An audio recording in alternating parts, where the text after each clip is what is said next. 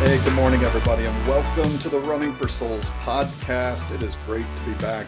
Thanks to my most recent Georgia Jewel adventure, the adventure where I finally pulled off finishing the Georgia Jewel that had so eluded me for 2 years, 3 attempts, finally got it done. And we'll talk a little bit about that in this interview, but this return to podcasting really was an unexpected prompt that I received in running the Georgia Jewel this year at the start of this race. And throughout the race, really, I ran into several folks who had been listening to these podcasts, really with some focus on listening to past podcasts where I talked about my Georgia Jewel experience. And they had mentioned how much these podcasts really inspired them and lifted them up. And when you hear something like that and you know it's something you haven't been doing for a while, you feel a nudge to get back after it. One of those folks who gave me that nudge was David Kauffman. He was running the 35 mile turned 37 mile Georgia Jewel race with his wife. And at the beginning of my race, David came up and yelled at me and wanted to know if I was the guy who did the podcast and who had talked about his failure at the Georgia Jewel. And he ended up telling me that podcast meant something to him.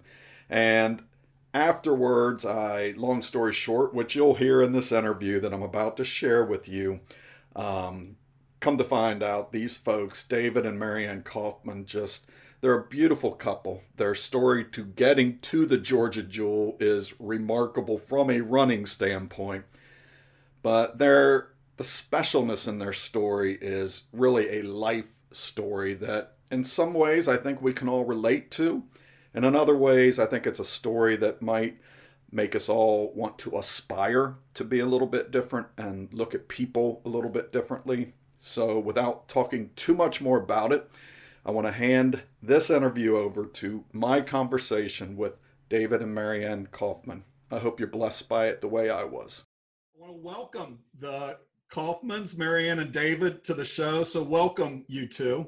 Thank you. It's good to be here. Yes. Yeah, so I'm gonna get a little long-winded here in the beginning, and then we're gonna let you all do some talking. But it's well documented. I went to Georgia to take my third stab at the Georgia Jewel, and I was very early in my run, and you two come up running behind me, and the first thing I heard was this younger voice saying, "Hey, are you Mr. Keith?" Now, immediately I realized this is somebody must think I'm really old because nobody calls me Mr. Keith. So I was suddenly the old guy attempting to run the Georgia Jewel.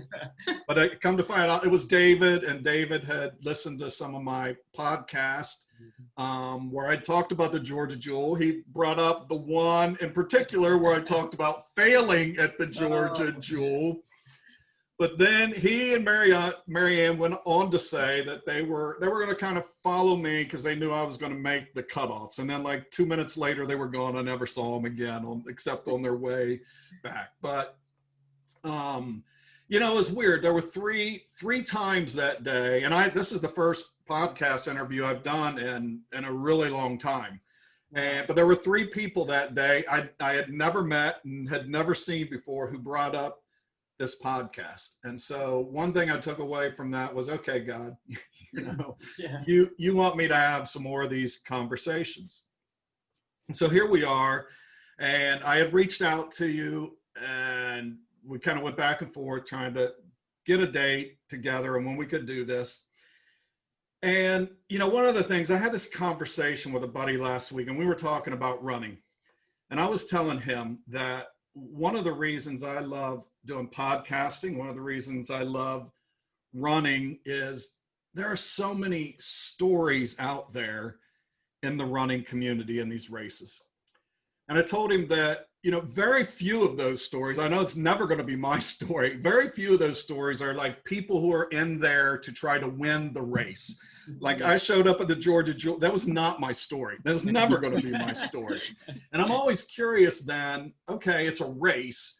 and almost all of us are not here to try to win the race. So, and especially when it's a 37-mile race, the question is, what in God's name are you doing there? I'm always curious about people's stories. And so I'd reached out, and I gave you some ideas, some questions I might ask. And then I told you that, hey, if there's any part of your story that you would maybe like to come out, help me out, and I'll make sure that I ask some questions so we can share that story. And to be honest, I was really unprepared for the response that I got from Mary Ann. 'Cause Mary Ann said, I don't know how far back you've read on my Facebook profile, but I was married at 19 years old and newly married. I was pregnant, 7 months pregnant, I believe. And my husband basically walked in on somebody robbing the house, and he was shot and killed. Now, I don't want to go too much into the details of all of that. People can look that story up like I did. And when I read that, I was like, well, this is not the story like I was expecting. That's why I wanted to warn you. But I got to thinking about that. So I've got a 13-year-old, and he's soon going to be 14 years old. And it's like he's only 5 years younger than you were, this 19-year-old pregnant mom. In the middle of this, you can't get more tragic. And I was like, how did this kid? I mean, you're kind of still a kid, but you were a kid. I was like, how did a kid deal with that? And so I'm going to ask you, how did you deal with that? Honestly, a lot of my life, I had, like, growing up, my biggest fear was losing someone that I loved. And I felt like I could never imagine being able to actually go through it and be okay. And even with my husband, Marcus, I had that fear deep in me, and I would just constantly pray for his safety, almost like a desperate prayer, like when he'd be leaving, just this, like, please God, bring him back to me. And just this, like, terrible, basically, I didn't understand the grace of God that could carry you through something like that. And in that situation, all of a sudden, I felt something that I never could have fathomed before. I felt God, so near, and I actually was right down the road. I was actually able to hear the gunshots, and so I at first was so like physically, like, out of control, and it felt like there were a few moments where I was experiencing it almost without God. Not really, he was there, but it was like I caught a glimpse of what it would be like to go through that without his grace. And so I started running down the road, and I called my mom just because I needed someone to, I didn't know what I was doing. I was running down to this house where I'd heard these shots, but I didn't have a plan. And she just begged me, get off the road. They could come back, get off the road, and get behind the hay bales beside the road and wait for someone. So I called Marcus's parents and waited behind a hay bale for them to get there. And it was there just praying and crying out to God that I just felt him give me strength and grace. And obviously it was still, like, I was so shaken up and all of that through all the rest of the 18 days in the hospital as he was fighting for his life and stuff. But there was just this sustaining grace from God that just gave me hope and made me know that no matter, like, even if this ends with me losing him, that God is going to be there and it's going to be okay. And basically what I learned through it is that there's nothing that I need to fear. Obviously, loss of a loved one is so hard to get through, but there's nothing that God can't carry me through. And in the moment, no matter how hard it is, he will give me the grace and any of his children, he will give us the grace for whatever he leads us through. Now, I'm curious, and first I got to tell you that I believe in God because of stories like yours, right? The people who talk to me about God, but then have life all together and have never had any hardship. I'm like, well, anybody can have that God. Mhm. But you're telling me in that moment, when you're actually hearing the gunshots and you're running towards them, knowing something bad has happened, that you're feeling God and you're talking with God. What happened in your life? Like what, I don't know, was it your upbringing? What sort of life did you have that had you so familiar with this kind of God that in that moment you could immediately start turning to him? Well, I grew up in a very stable Christian home. I'm so thankful for that. My dad is actually a pastor, and all my life, I feel like looking back, I feel like God was preparing me a long time before. Obviously he knew what was coming, but I've written songs for years. And so many of my earlier songs that I had written, I had no idea of serious heart-wrenching pain or times where you just absolutely have to cling to God above all else. But so many of my songs were songs of faith, like no matter what comes, God. I trust you, that kind of thing. Like that was such a theme throughout so many of my songs. And I just feel like God was with my upbringing, obviously, as well. But just he was working in my heart, giving me that trust in him that couldn't be shaken. And yeah, I'm so thankful for that. Stable parents that taught me about him, and yeah, I'm very thankful for that. Well, and I did do a little bit of reading, and I found this article, and it wasn't long after he passed, and it was you asking people not to hate the people who did this. You were pleading for people, and you don't have to read many articles to hear the outrage. I believe there were 4 folks ultimately involved in this, and people were understandably not being terribly merciful toward the folks that did it. And it was clearly a story that could bring out a lot of emotion. 19-year-old girl, young guy, newlyweds, a mama carrying her first baby, and senseless act of violence. I get it. I get where that anger could come from. But here were you in that moment, in the midst of all of your grief, asking people, don't hate them, forgive them. That's a faith people don't get, so I remember some of the reactions to that were like, if she really loved him, how could she say that? Like, I know it's not natural, and that's why it's so clearly to me God and not me, and not something that I can take credit for, even the forgiveness. I genuinely, that was not even something I had to battle, which makes no sense other than with God. But there was never a time where I actually felt hatred, and that wasn't something I had to battle mixed in with all the other stuff. There were times that it would come up and then God would help me but it was never this long battle. In fact, there's someone who writes movies, or writes the plots for a movie, I guess, and she's helped produce multiple movies, and she was wanting to make one about my story. And so she's been talking to different people involved in the industry, trying to get my story out there. But she's very, like, she heard my heart, and she wants the exact story, like the way it, not messed up, basically. Right. And everyone, the issue that just kept coming up was people wanted to make the movie basically my long road to finding forgiveness of these men.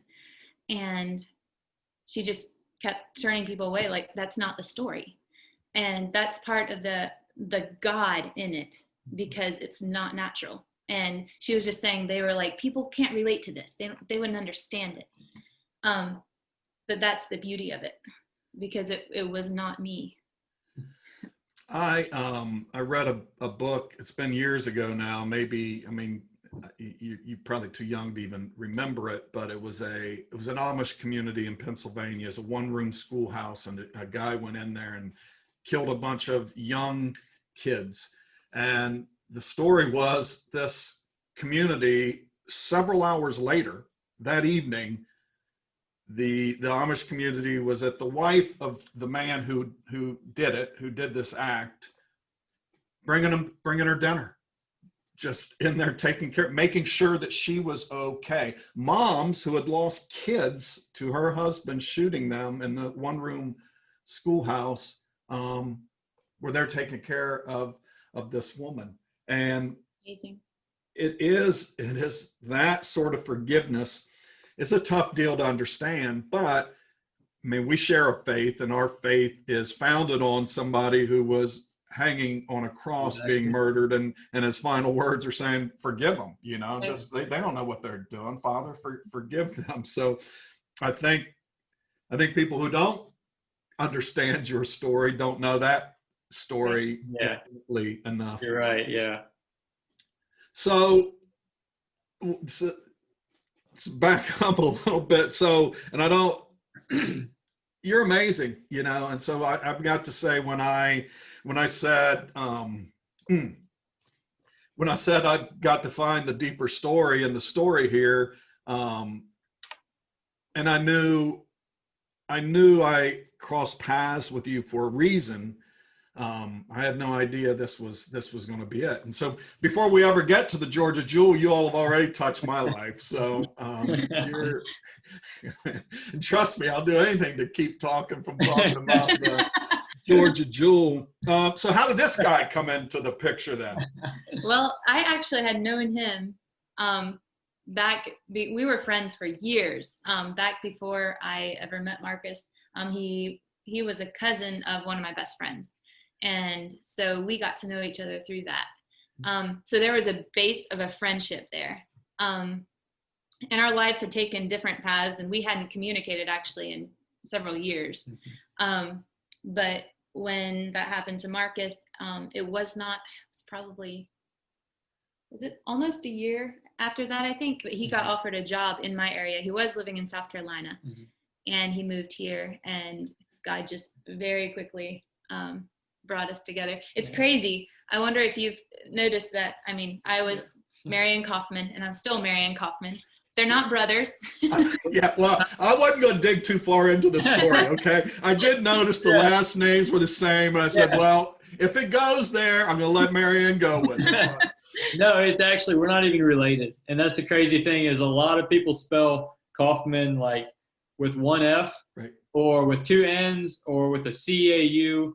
And this was exactly the same spelling, but so nothing had to be changed. With like my little boy, him and I both were able to keep the same name, and it's kind of crazy how that worked out. Well, it is funny, and because I joked with you a little bit, the Kauffman name has a Mennonite background to it, and then I started, stalking you both after the Georgia Jewel, and saw your friends list, and started seeing all the Yoders and Millers and all that. I'm like, well, wait a minute, because I grew up, I told you, in a little Amish community, and so I recognized a lot of names, and in that community, there were a lot of, cousins marrying cousins and things like that. No. Not here. Well, and so, David, I mean, what was it like then for you to come into, I mean, clearly this was somebody still hurt and still struggling. That I'm amazing. No. This guy. No.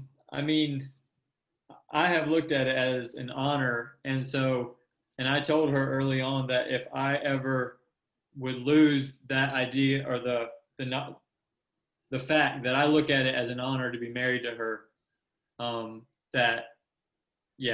just better never lose that. And with that, I honestly believe that has taken care of a lot of maybe selfishness that could come up. Just viewing her for her amazing, the amazing person that she is. And I mean, she's incredible. And like walking with her through all this stuff, God has been so good to both of us. Just like, yeah, I don't know. I didn't ever realize you could have a relationship that's so deep and so amazing with someone. And then not only that, but she gave me a son. I mean, Landon, he was born in February 14, on February 14. And so, Yeah, that's another amazing thing. My little boy, after Marcus died, was born 8 days early on Valentine's Day. And it was so it's special. like a little hug from God. It was. Yeah.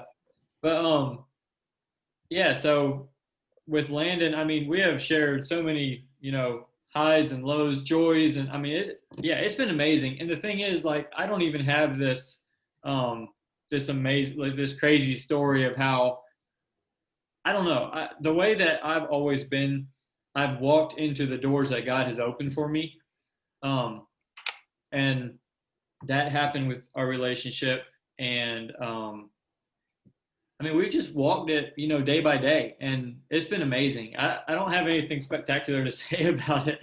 When he moved here, one thing that was funny is Landon like latched onto him at church. Like he would, whenever he would hold him and stuff, Landon just loved him. And people would make comments like, oh, why does Landon like him so much? And that kind of thing. Right. Or not that he's not likable. What does he see in him? Yeah. Well, don't sell yourself short there, buddy, because there's a lot of people who do not walk through the doors that are open to them. Yeah. And I think it's awesome that, I mean, I can't feel anything but my heart breaking for what you went through. Mm-hmm. But I think there's a lot of relationships out there that struggle because people do have a hard time sharing the hard parts of their life. They have a hard time being vulnerable. You two didn't have a choice. I mean, it was all there, the hurt and the hardship and everything was right there. And so for you to come into that, Yeah, David, I'm sure that was a door that was open for you. it was. Yeah, for sure. And I want to say something else about her that has made this journey just so much easier and smoother for her and for us as a couple. Since that has happened, she has everything that has come up, whether it's, I mean, you never struggle with bitterness or anything like that, but any hard thing, she has dealt with it and took care of it on the spot. So if she was feeling, emotional, she took care of it right there. She allowed herself to feel that emotion, and she just took care of it. She didn't like hold anything and let it fester and build up. I'm actually not good at that. I couldn't if I Yeah, tried. she's gonna say what's on her heart, basically. And so we were able to work through every little thing as it came up, and that allowed things to not build up and then have this big blow up and a fight. You know what I mean? Yeah. And so, I mean, it's just, honestly, it's been incredible. She had quite a bit of physical, what do you call them, like kind of sicknesses and stuff right after we got married. We couldn't figure it out. And I honestly think, I mean, it all started over the time of Marcus passing away and stuff. A lot of stomach problems and just like stomach pain that had no explanation. Mm-hmm. And just digestive, I was just off for a long time after. And I know that can be a common thing, the trauma I went through, I know mm-hmm. that can affect you physically. But so the first year of our marriage, especially, there was so much of that, I didn't know what was wrong with me. I was having so many health problems, and I got so controlling of my diet and what eliminating this and that, and it became such a control thing. Looking back now, I was trying to control it, but what I needed was healing, basically, and surrender. And so I feel like maybe you told me that you feel like I should just give it up. Yeah. The diet. And it was terrifying to me because I was like, man, if I just start eating whatever, I'm already not feeling good. What's going to happen then? But I just surrendered it. And dropped the diet and started eating normally, and my body just healed. Mhm. Like when I just surrendered and let it go and gave it to God, it just, yeah, it was amazing. Yeah. So I think through all of this, seeing those little wins and having those little wins together and building our faith like that, like it's just, yeah, I honestly love our story. Like I wouldn't change, I mean, it's God's story really for us, and He's been walking through it with us. And but I've been so grateful. Well, I kind of love your story too. So Yeah. I'm glad I get to be a part of it. So and you've got 3 little ones, right? Yeah. Yeah. We love kids. And so Wait. and how old? That's right. How old are they? Landon is 6, Skyla is 3, and Aspen is 1. Yeah. And you just said we love kids, like maybe there's going to be more sometime. We would actually love to adopt. Yeah, we'd love to adopt at least 2 children. And I mean, we may not be done yet, I'm not sure, but we don't want just like a whole big clan, I guess. We don't want more than what we can handle. Yeah. But I mean, yeah, we'll see. Yeah, well, the problem is when you say I don't want more than I can handle, like you've already had the last one before you figure that out. Like we crossed the line. Yeah. I have 2, and like 1 was enough, but we had to have the second one to realize that. So we don't like to give them back. So. Yeah.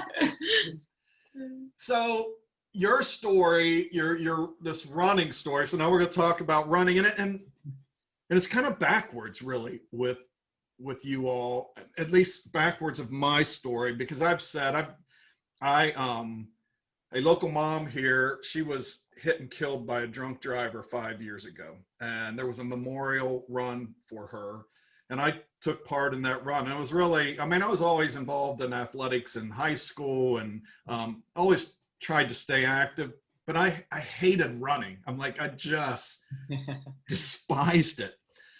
But that day during this memorial run, and it was Run for Meg. So it was like, everybody just go out and run wherever you are.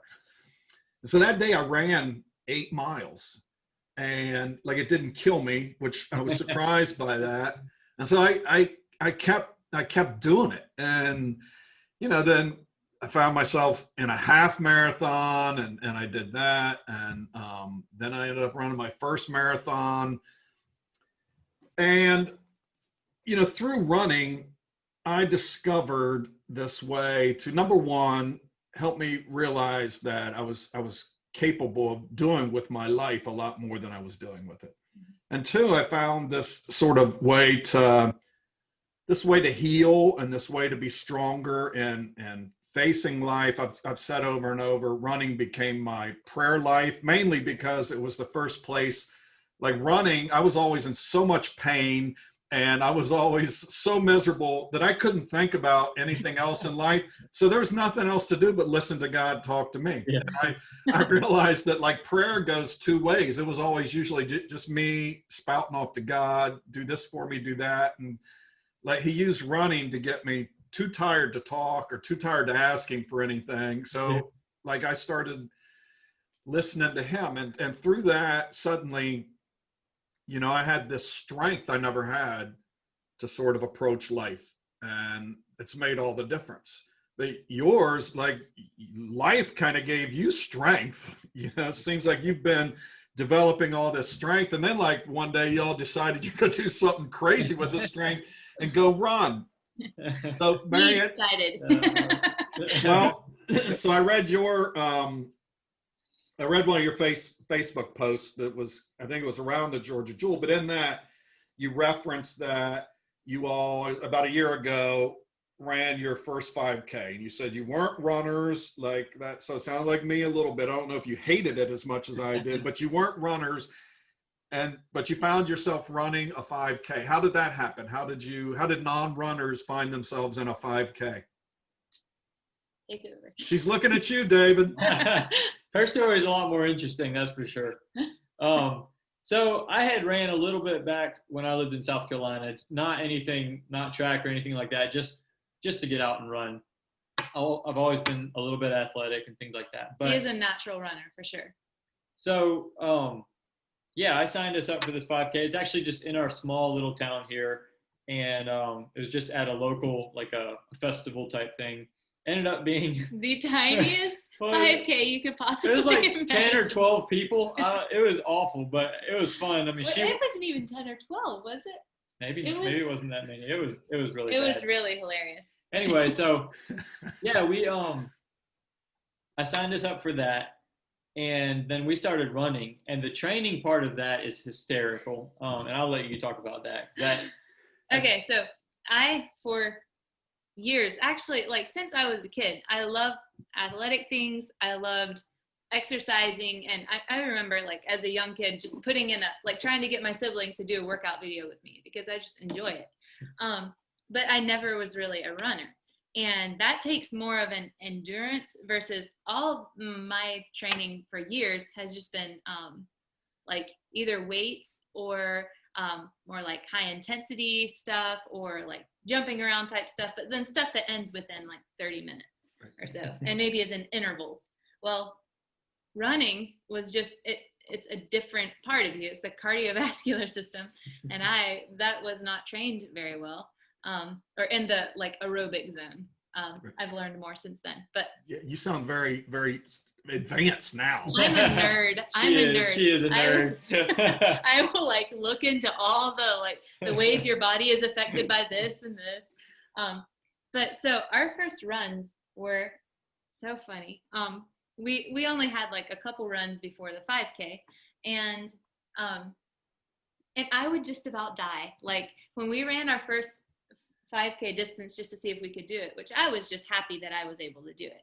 We did it in like 28 something. Yeah, something. We weren't like trying to push speed. We were just trying to get it done. But I was like dead by the end of it. Well, and my thought was, I was such a rookie at running. My thought was, well, to get faster, you have to run faster. And so I think we were running from 0 to 8. Like I think we were running 8:30.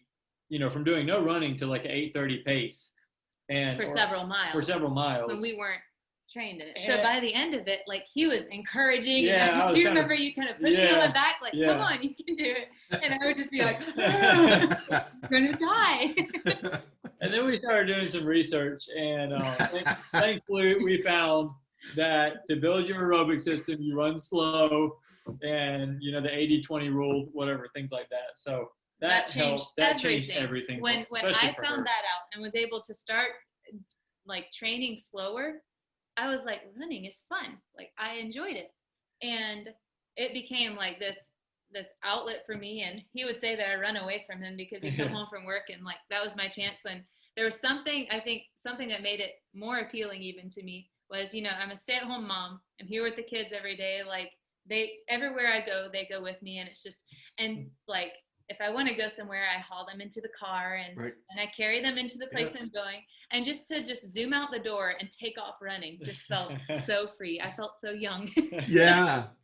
Well, I think that's a common mom story. Yeah. I think that's why there's a lot of moms in this. And I will say too, be grateful. I guess I needed a nerd in my life. So be grateful you figured that out like before your first race, for crying out loud. I was like 3 years into this thing when I realized, number one, that, I mean, my big goal when I started running was how far can I run without ever stopping to walk? Well, then it's like I found out, no, it's not like you're a horrible human being if you walk during a run. In fact, it can be healthy to do that. It can actually help you get faster. So that helped. And then, this whole idea that, well, wait a minute. You mean if I train like at 5 minutes slower than I'm actually going to go out and run, that's helpful. And I like suddenly started enjoying running a little more.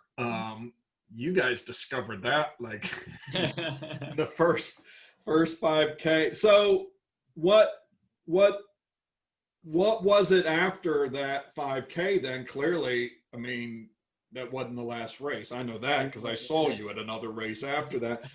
What what happened in that race and the aftermath that made you all decide, hey, I think we want to keep doing this? Well, that was you. No, I wanted to keep running. Yeah. I definitely was like, okay, I'm starting to. But the like this. distances, you couldn't even see a half marathon after a half 5K. marathon. When you started first talking about a half marathon, I was like, you're nuts. Yeah. Like, so my brother came down for that race. He was one of the 10 people or whatever. It was us three. He came down for that 5K, and he lives in North Carolina. Well, in Charlotte, he's about an hour from Charlotte. Well, in Charlotte, there was a half marathon that he had signed up for, a trail race. And that was always what I was way more interested in trail running than where I work. I can listen to a lot of podcasts. So I listened to a lot of trail running podcasts, and that's what piqued my interest. Well, so yeah, he signed up for that half marathon, and then I wanted to run it. And so, and that's where he actually lives, in the same community as where David Kauffmans live, the other David Kauffmans, which would be Marcus Kauffman's parents. His name is David Kauffman as well, which is also crazy. But oh, you Kauffmans! I know, right? It's the weirdest thing. So we signed up for that, and the only other run we ran, as far as like a race, we did run a 10K.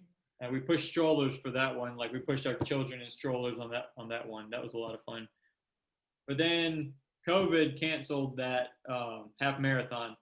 Well, before the half marathon was canceled, I had signed us up for the big race.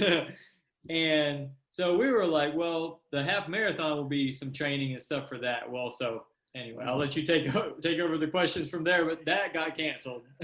So before George, you had run a 5K, and you'd signed up for this half marathon. Yeah. But before we did a 10K. You did 5K, then did 10K, and you were signed up. Both of you were signed up for this half marathon. Yes, but sir. before you ever ran the half marathon, you were already registered for the Georgia Jewel. Yeah. Yeah. he is the ambition in our team. Like, I'm the one that's like, okay, I have to have a plan. If we're going to do this, I plan out, okay, I need to figure out what miles I need to get to, that kind of thing, which I never was actually able to get to what I'd wanted to. But he is more just like, he basically feels like we can do anything, which we did actually accomplish it. So, Yeah. but he's the one that will sign us up for races, and I'm the one that's like, okay, but we have to have a plan. We can't just go do it with. Well, I've tried that plan where you just go do it, and that's why you saw. I will say the nerd in her is the reason we did not DNF in that race, because I was pacing us like crazy. Yeah, she was. So anyway. What did you do to train? I mean, what was your training plan for the Georgia Jewel then? I honestly can't believe that he actually finished. I mean, I can, but like, your body just, even though he's very fit, it just seems like your body needs to be able to adjust to the pounding on your feet and your knees. Yes. What was the highest mileage week you got to? 20. So his highest mileage week was 20 miles. But what about yours? You're saying his. What was your highest? He was quite a bit more. My highest mileage, I think I hit 37 one time. Yeah.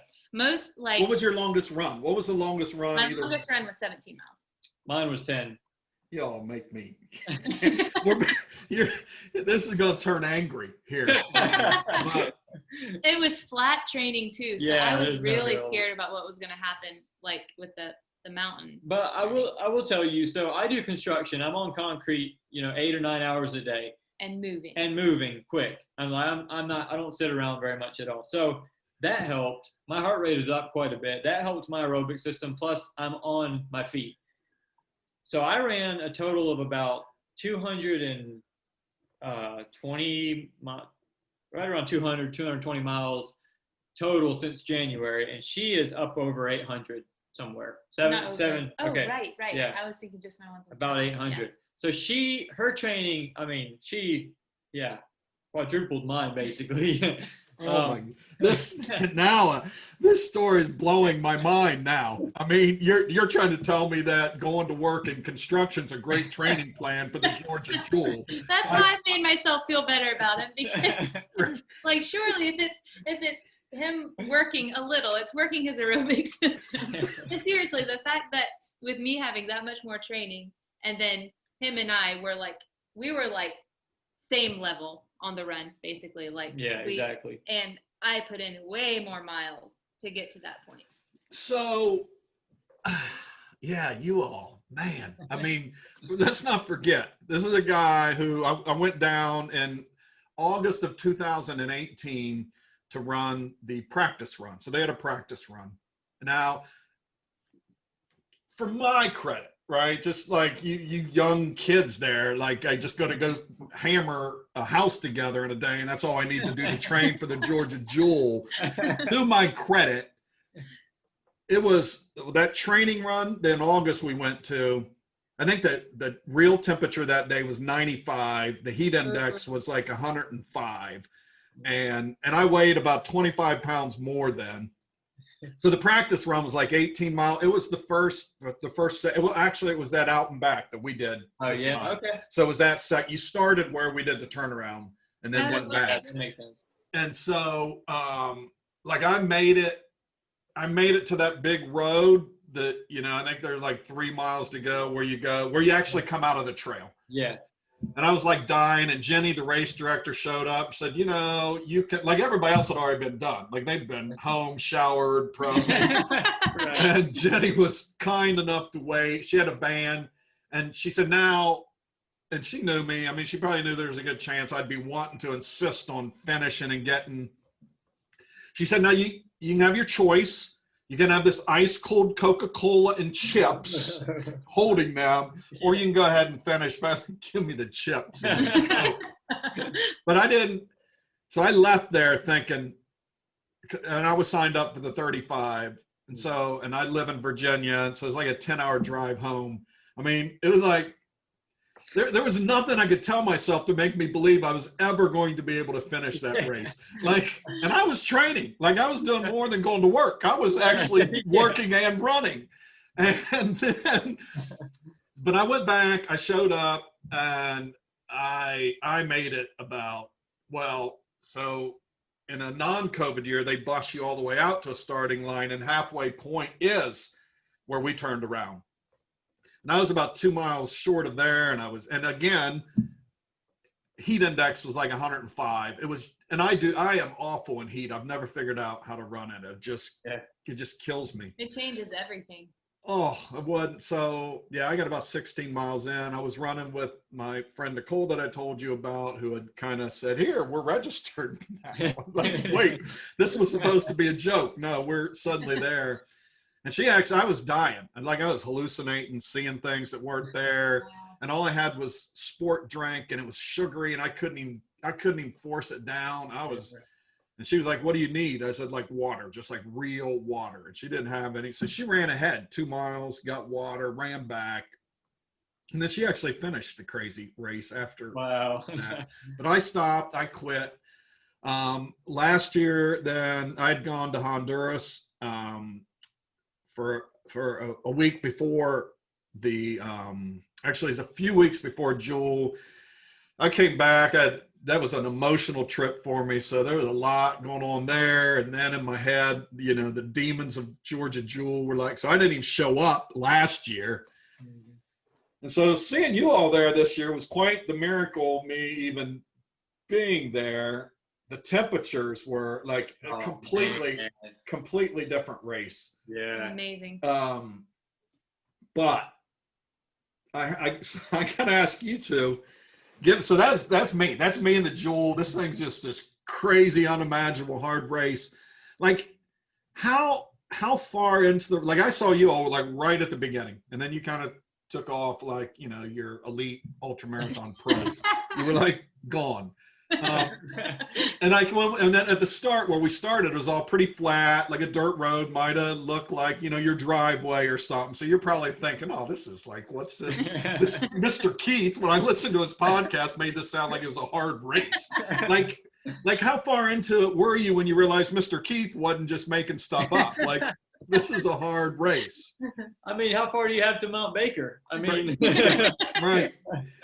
I mean, I mean, what did you get to a point where you like were wondering, what have we got ourselves into? Oh yeah. Yeah, for sure. But I think we're both really determined people. Yeah. Like, when we got to the halfway point, I was starting to feel like my body was kind of malfunctioning. Was it my knee and hip? Yeah. Yeah. My knee and my hip were hurting. Like that last little bit to the halfway point, I was feeling messed up. Was anything hurting on you at that point? Oh, he wouldn't talk about it. He goes by Chad Wright's philosophy. You don't give a voice to it. And I was Right. like, I just want to know how you really feel. Your pain needs to have a voice. Yeah, I mean, my knee was trashed as well. Like I could tell both of us were feeling the same pain. But yeah. Just expressed it differently. Yeah. Yours had a name, his didn't. Yeah, exactly. But at the halfway point, we stretched and stuff, and I felt kind of rejuvenated. But then once we got to, I would say the last 10 miles were just like, okay, this is like, bad. You have to think about each step basically. Like, but at that point, we were so close. You know, so close. Yeah. And so like every mile was harder, but every mile was also 1 mile closer.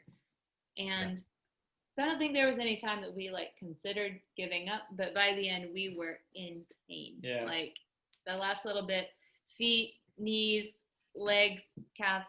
Once I sat down, you know, they had the, I don't know when you got there, but they had the hot dog, no burgers, and everyone was sitting there hanging out. Once I sat down in the chair and was there for a while and we were ready to leave, I told him, I don't know if I can stand up. Yeah.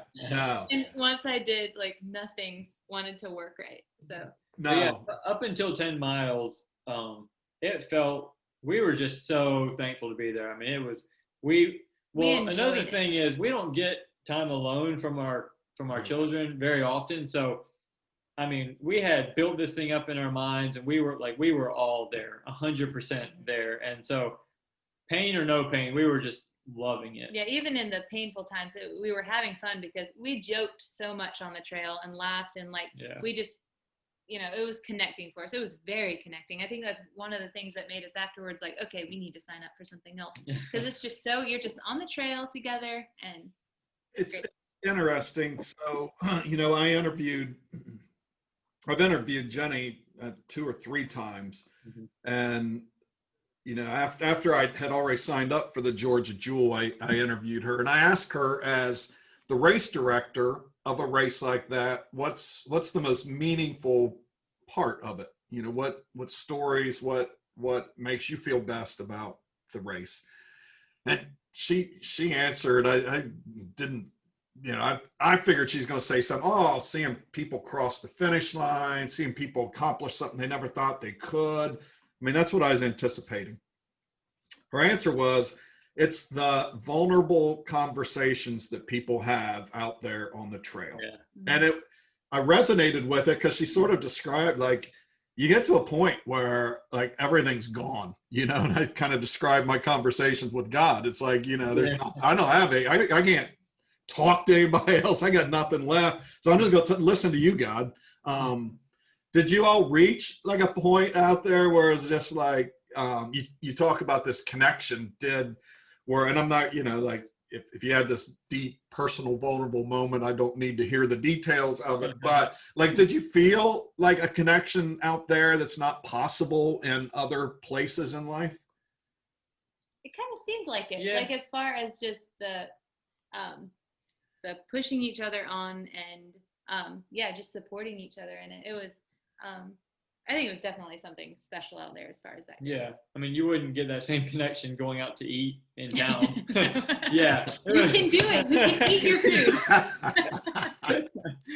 It was amazing. I mean, and yeah, like you already alluded to the weather. The weather was just, I mean, we both love being in nature. I love being outside all times of the year. The temperature is a big Georgia humidity. I can handle heat way better than I can handle humidity. Humidity just makes me like I'll be inside until September, October. Yeah. But yeah, it was the connection was it was epic. No, well, and I always say running's like it's not even the same sport when there's humidity involved. Like Yeah. now running out this morning, these fall temperatures, I'm like, this is running, right? I don't know Yeah. what that thing was in August. Unlike you, David, I spent May, June, July, August in a virtual race running across Tennessee and back. So between Crazy. May, Oh, your miles. That's How many between miles have you gotten this year? I'm over 2,000 That is now. unbelievable. my Yeah. goodness. Yeah, so, but I'm going to quit running tomorrow. I'm going to go find me a construction job. And so that's my new, that's going to be my new training. Now that I know how effective that is. Oh my goodness. When did you all, did you, and this can be together or individually, did you learn anything about yourselves out there that you didn't know? I mean, you guys kind of took this running thing from a 5K to, 30, it's supposed to be 35, it actually ended up being like closer to 38. Did you learn anything about yourselves out there, or did you like have some moment afterwards, after the pain all went away, that you just, something hit you that you maybe hadn't experienced before? Man, I don't know. I mean, I learned that I had more determination than I would have Yeah. ever realized. Yeah. Maybe a little too much when I was recovering afterwards. I was like, okay, maybe I wasn't smart. One thing that just affirmed something I have been learning is that doing life normally, just a normal life, is not what we want. Yeah. Like, like this was partly for our 5th year anniversary, and nobody does that. I mean, yeah, we should have maybe went to Chilled on a beach. Mexico or somewhere, but like just getting out and doing something hard together. And I feel like that going through hard times, like even doing something hard together on purpose, just strengthens us like crazy. And I think all that just affirmed what I've already been learning. Something that really worked, I feel like, is I visualized this whole race. So I visualized the finish line. I visualized the pain, what it was going to feel like, the aid stations, and I've never been there, but and so coming up on every little thing that I had seen in my mind already, it was like I had already been there. I had already seen it. And so that was probably one of the first, it was one of the more major ways that I've ever seen visualization work like that. And so that's been a tool that that I'm going to be for sure using. So I love that. But as far as anything else, I don't know. I was thankful to see that in tough situations like that we didn't start hating each other. Yeah, that's the like, point. We didn't fight or we snap were, at each other. Yeah, we were very strong mentally together, and we kept a very positive vibe. And I think without each other, it would have been very different. But like, he was so upbeat and just made it fun. I'm laughing because there will be people who are going to listen to this conversation, and several of them might end up being people who have run with me in long races like that.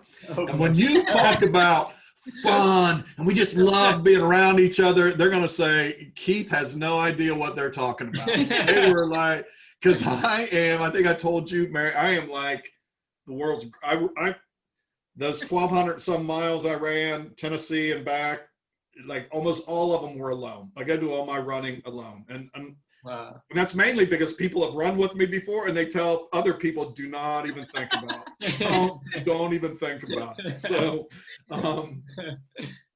to hear you all, I mean, that's a cool story that you all had such a great time with. And to your point, David, I say this all the time, when I ran my first marathon, that was like, I was kind of like you, Mary Ann, when he talked about half marathon, I was like, what, you are out of your mind. There's no way. I just like, that register button was there and it's like, it'd be pretty cool to hit it. So I hit the register button and then all of a sudden like, oh my, now I got to run it.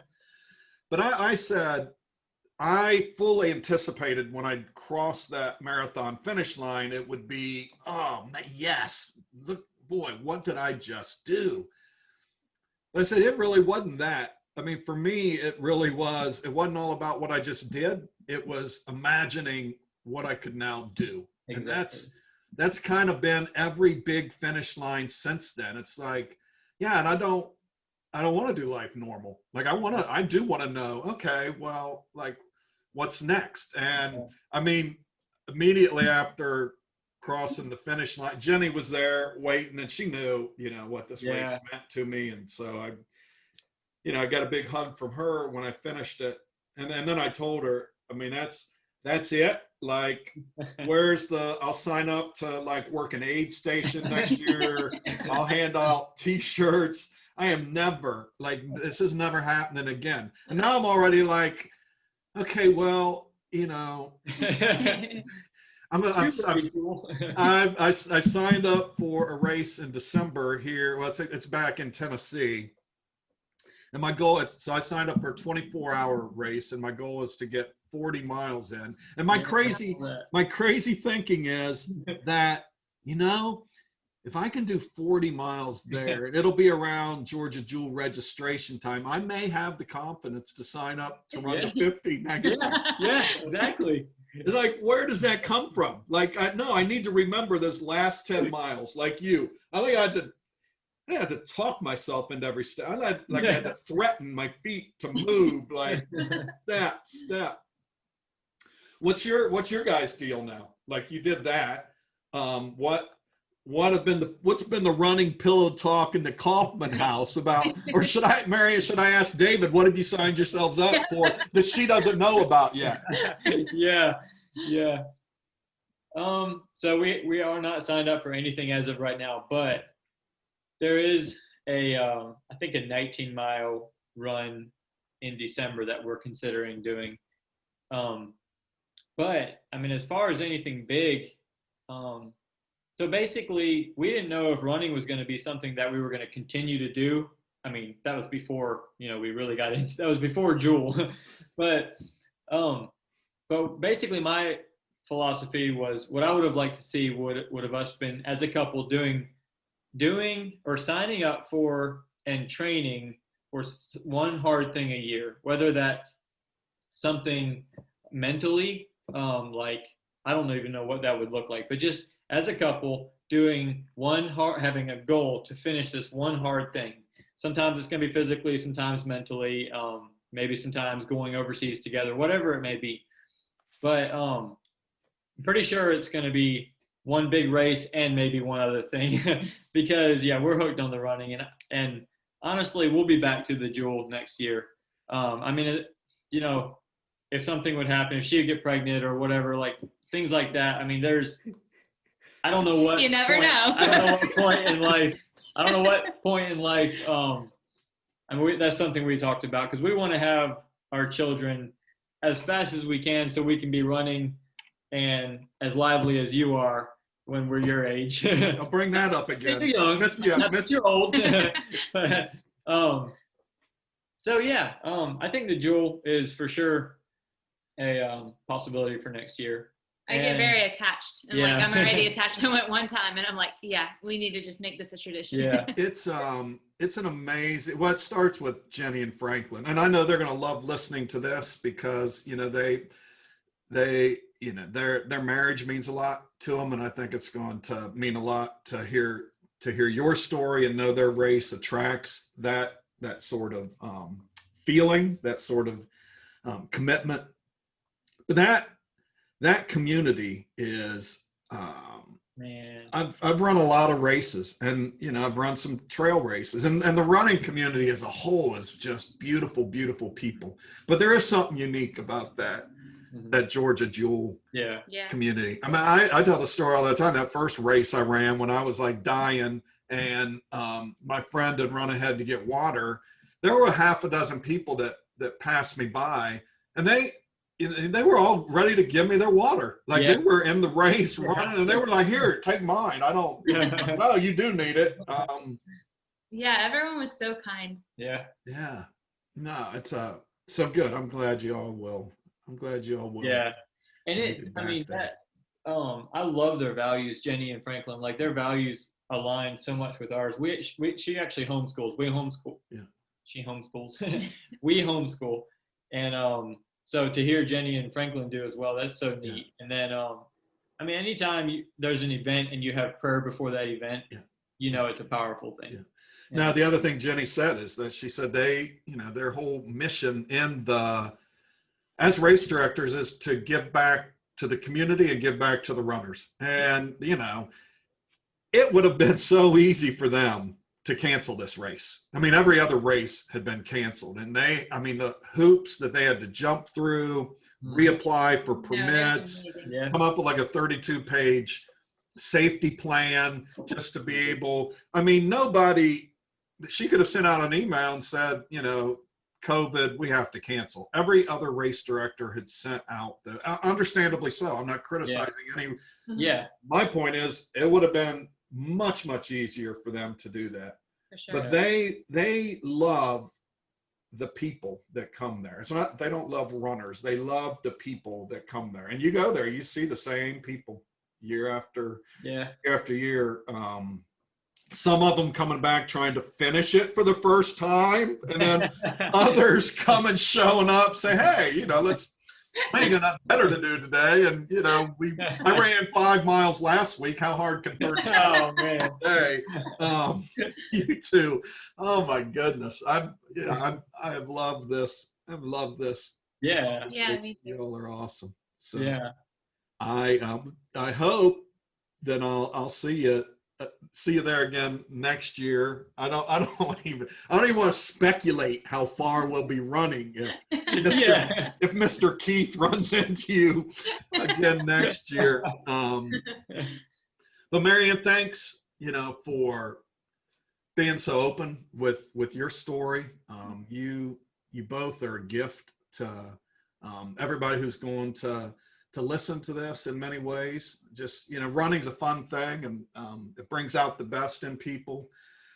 But you both clearly had a lot of good and the best in you from the get-go. So I appreciate you both. You all were, like I said, I wouldn't be having this conversation if I hadn't run into you all at the beginning of that race. My prayer that day was, and I talked about this a little bit, the first time I ran it, and you can look up the song, maybe you've heard it. It's Stephanie Gretzinger, Confident is the name of the song. And it talks about, I can't do this in the strength of my own hands, but you can. Mm-hmm. And so I talked a lot about leading up to that, and I was blogging and, broke the lyrics of that song down and just really painting this picture how dependent that I was going to be on God to literally move those mountains in that race. And that my faith was there. And because of that, I was going to be able to finish the race. Well, I didn't, Mm-hmm. And I said, this time, my whole prayer and my whole conversation was, God, I can't afford you to be out there messing with mountains. Like, I need you right here with me. Don't worry about the mountains. You just hang with me. And that whole day, from you all in the very beginning, coming up, talking about the podcast, talking about, listen, you're complete strangers. I don't know you all. And you're talking about hearing that. And I'm like, well, how crazy is that? And I was at about the halfway mark. You all were talking. In my mind, the downside to doing the out and back is when you turn around, you know exactly what you're going to face. And like I want an enjoyable out. Yeah. At least if the back was unknown, but I knew exactly what it was. So I was already having conversations with myself. Like, okay, well, Keith, you've tried this thing twice and didn't do it. Nobody's like gonna hold it against you again if you don't finish it. Like it can just be a cool story. You're gonna try it for the 4th time next year. And I was already having these conversations, and I was almost to the turnaround when this girl I had met a couple of years ago, in a crazy story, a mutual friend of ours was attempting to run the whole Appalachian Trail in the fastest time known to man, Harvey Lewis. And I had gone to Southwest Virginia on the Appalachian Trail to try to meet up with him as he was running through. Just thought it'd be kind of a cool story. Mm-hmm. Well, I met Melanie there. She was there doing the same thing. So we met each other, ran a little bit on the trail with Harvey. And then I hadn't seen her since then. Well, at the turnaround, here she comes running back up not only was she running, like, you know, she was acting like she's at a dance party. She was laughing, had all this energy, and she saw me, and like we COVID hugged, and like in that hug, in that minute, like I felt an energy that like I didn't even think was possible. Like I thought I'm never gonna feel that again today for sure. But and it was at the right time, and you know, I just heard God say, "I'm still here. You know, don't worry. I didn't go messing with the mountains. I'm still here with you." And then almost to the end, I mean, I was kind of like you all. My whole thing was when I turned around, it was like, if I can get to this next aid station, because it was like eight or 9 miles ahead. I was like, at that point, you know, we're going to be at 26 miles. Yeah. And at that point, it's like, okay, Keith, if you have to crawl, you're not stopping at 26, right? You're making it. And that's pretty much what I had to do was crawl. But in my mind, because I knew, like most races you run, now you all haven't run a lot of them, you just jump.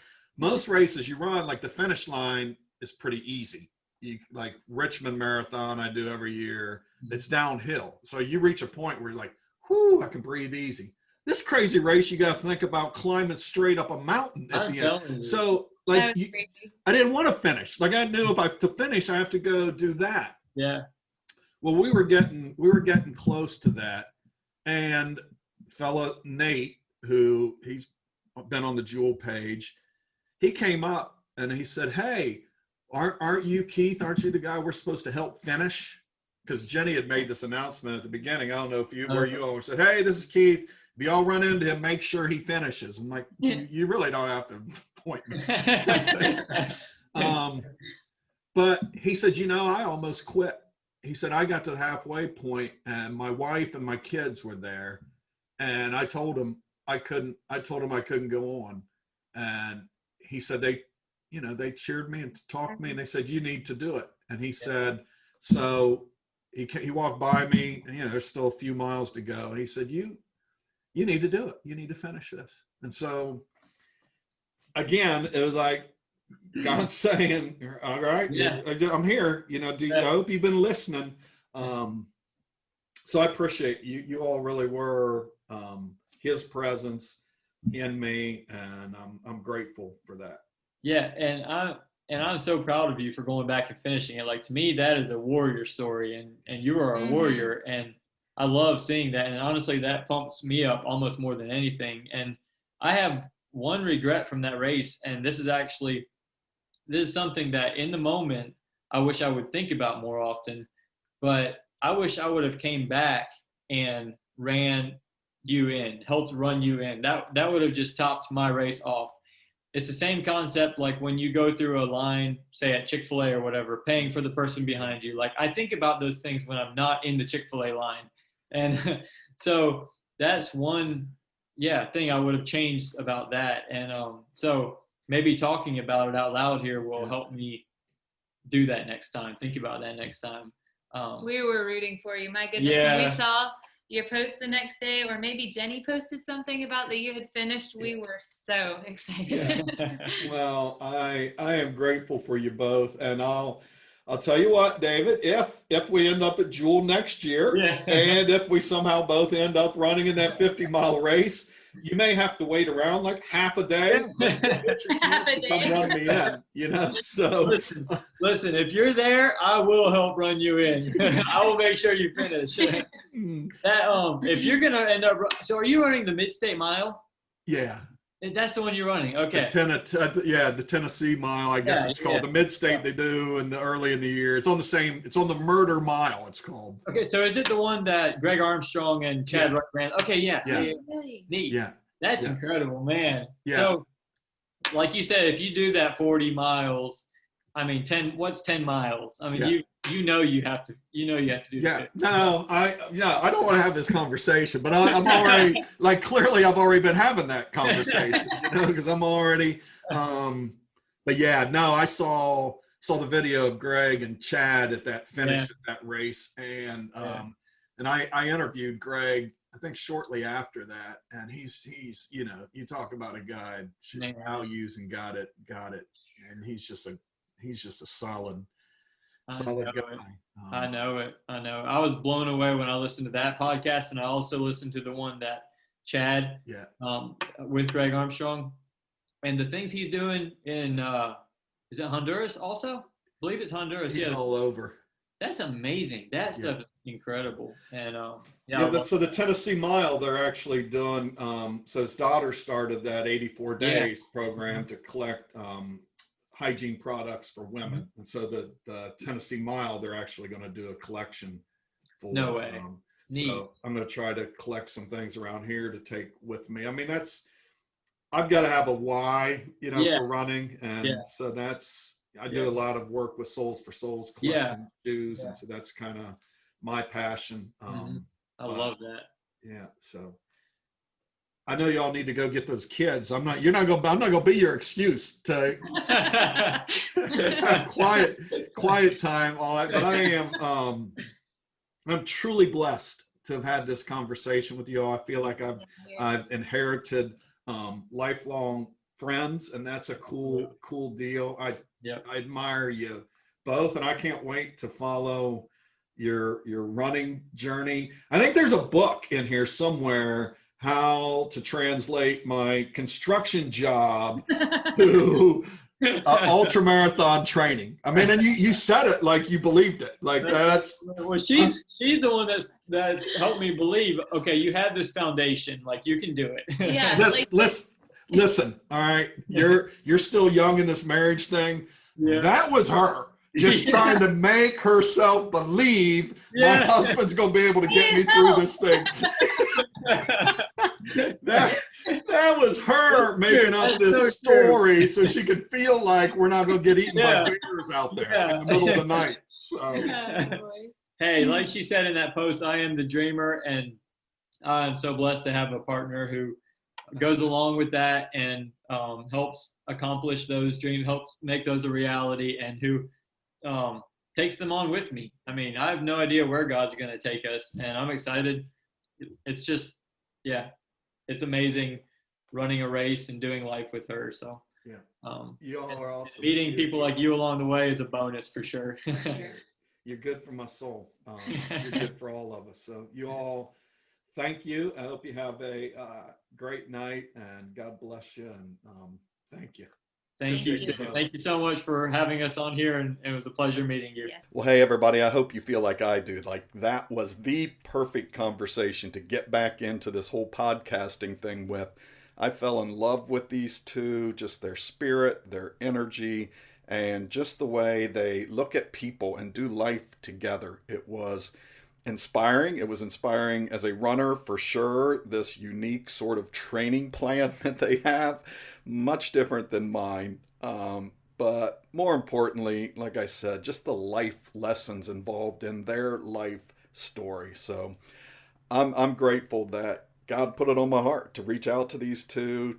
He put them in Georgia at the start of that race with me. It all feels very, very coordinated. And as I go back and listen to this conversation a couple of times, it all makes really, really good sense to me why they were there, why we ended up in this conversation. And I think part of that why is for some of you out there to hear their story as a runner, as a person, however it touches you. I think you're part of the reason they were put in my life. So I'm grateful to have this platform and this chance to share. I hope you'll keep coming back. I am energized by this, so I'm going to keep doing it. I've already interviewed my next interview with Meg Landymore. She actually won the 50-mile race at the Georgia Jewel. And this weekend, as I'm recording this right now, she's out tackling an incredibly huge running challenge that I can't wait for you to hear about. I don't know the outcome of it yet, but we'll certainly talk about that in this next interview with Meg Landymore. So you all have a great day, great weekend. It's Friday here. Get out, do some running or just moving. And until next time, thanks for listening in.